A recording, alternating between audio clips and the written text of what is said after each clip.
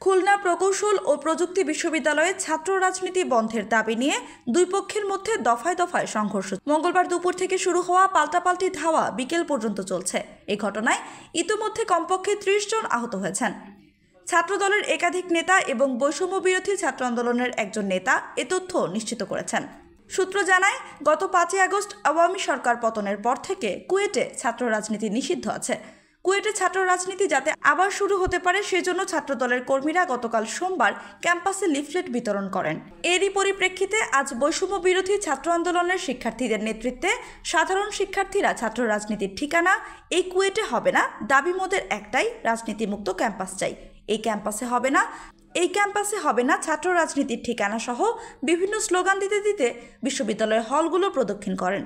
এ সময় ছাত্রদলের কর্মীরা পাশ দিয়ে যাওয়ার সময় কেন্দ্রীয় জামে মসজিদের সামনে দুই পক্ষের মধ্যে উত্তেজনা দেখা দেয়। পরে পাল্টাপাল্টি ধাওয়া শুরু হয়, যা কুয়েটের বাইরেও ছড়িয়ে পড়ে। কুয়েট পকেট গেট থেকে বহিরাগতরা ছাত্রদলের পক্ষ নিয়ে সংঘর্ষে জড়িয়ে পড়েন। বর্তমানে ক্যাম্পাসে চরম উত্তেজনা বিরাজ করছে।